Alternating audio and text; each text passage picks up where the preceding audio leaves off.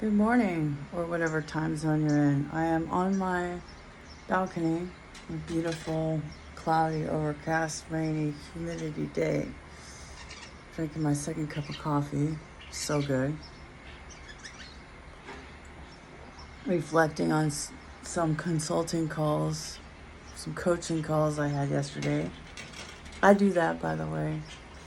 Um, and it's easy. It's easy to get in a rut. It's easy to get freaked out because what's paying the bills is something you hate, or you're not sure what it is that you hate, right?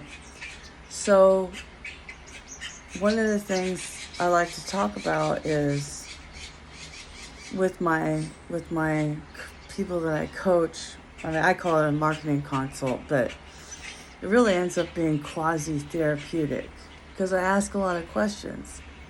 What is it that what do you want to be doing? Or not just I hate where my business is or I'm just stuck. What specifically are you stuck with? Is it that you work by yourself and you want to work with other people? Is it the actual task? Can some of that be outsourced? Can some of that stop being outsourced? Is it that you work by yourself, or is it that you crave being with a team, or is a team driving you crazy and you'd rather work by yourself? So there's a Venn diagram that has 4 overlapping circles. I just shared it on my Instagram story. I find that one like really difficult to draw and kind of redundant. People can remember 3 things. You can remember what you're good at, what you love, and what the world needs / what people pay for. Who cares what the world needs? The world needs all kinds of shit. What will people pay you to do that you're good at that people love? So, welcome to my giant Post-it whiteboard. I bought these giant Post-its for a reason, and then I didn't need them, so now I'm using them. So, what are you good at? What do you love doing? And what will people pay you for? In the middle of this beautiful yellow daisy is something you could definitely focus on. You know, that 4-sided one has like vocation, mission, purpose, passion, and then, or vocation, mission, something else. I can't even remember. In the middle is your purpose. Just, it doesn't need to be that complicated. Start thinking about what do you love. Journal it. What do you love about what you do? I love helping people get it. There's that moment in their face. You can see their face light up and they're like, okay, I know what I'm going to do. Oh, that's how you do a tweet? Or, oh, I didn't know that's how you come up with a blog post headline. Or, oh yeah, you're right. I'm really trying to reach these people, so I should do email marketing. Whatever it is, right? That moment where someone's face lights up, or like when I'm at TJ Maxx, that's a great color on you. It is? Oh, thank you. Like, and their whole demeanor changes and they're standing up tall and they're smiling, and everybody's more beautiful when you smile. So that's something I love. I'm very good at encouraging people, and I always have been. I was a teacher. I taught my sister to read. I went to school to be a teacher. And people need encouragement. They need business coaches. They need people to pay for them. I've always had that as one of my services. And I don't talk about it a lot, but you can book on my Calendly link that's on the internet. If this is on Instagram, it's in my bio. If this is on Twitter, if this video is on YouTube, then it's in the comments. If I post this on LinkedIn, then it's in the comments. But it's not necessarily this isn't necessarily a pitch for you to contact me as much as it is, hey, what if you're stuck, if you're feeling like me, or your career is looking like a hot mess like my hair, go back to this. What do you love doing? What are you good at? What will people pay you to do? I love jewelry. I'm good at showing jewelry. Guess what?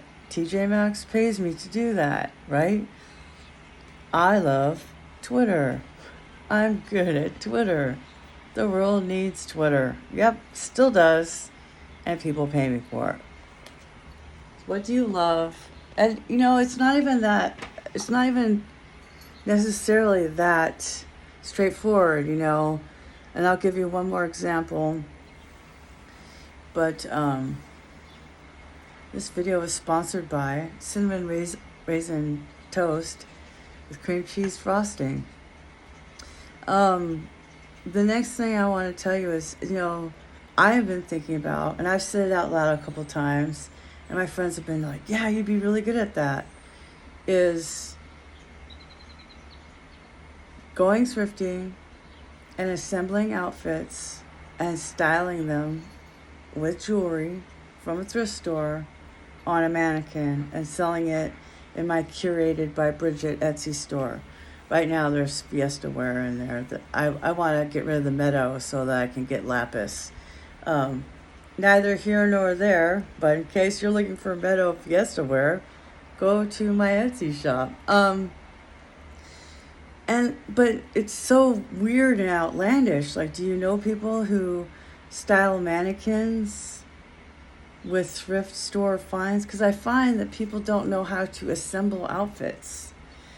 They're like, oh, I like this shirt, but what would I wear with it?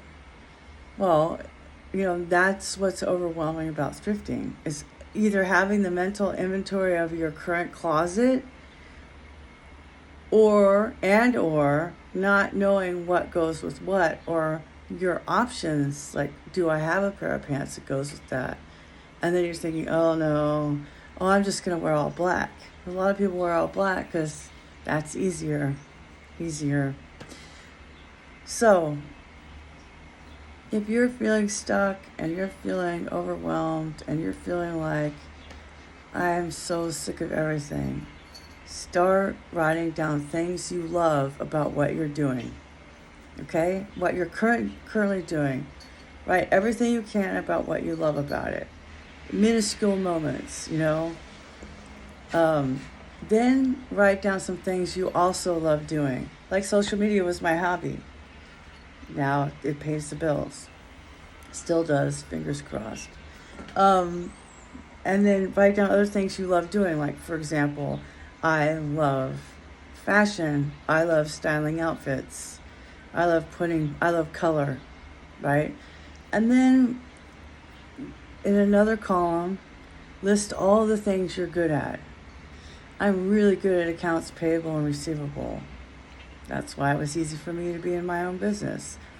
What are you really good at? What do people compliment you about? What do people say that this is something you're really good at? Write everything you can think of down. And if you can't think of some things, ask your best friend or your partner. Then make another column for what are these jobs? What are people doing for freelancing? Now, this may require some Googling on your part, but, like, wait, people pay for this?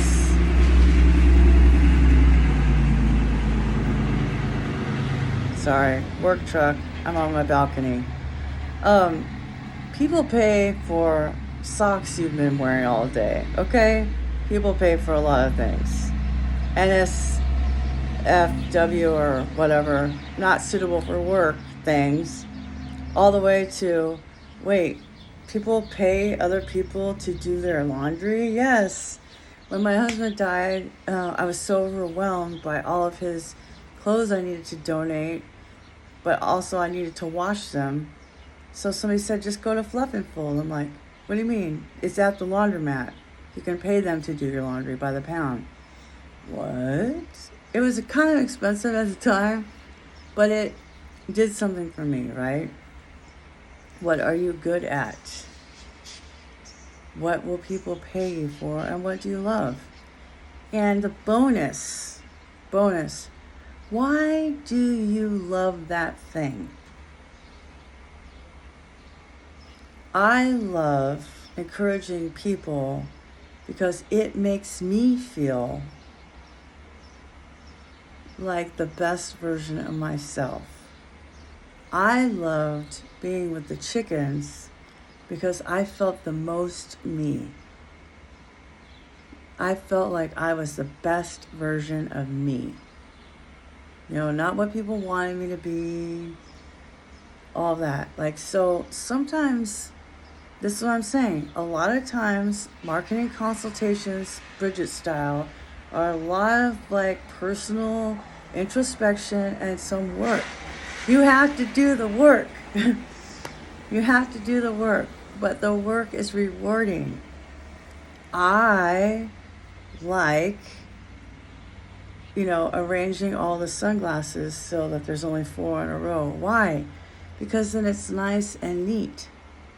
Because I know I'm creating hospitality and preventing loss. It makes me feel like I did something. I can see that it's done, right?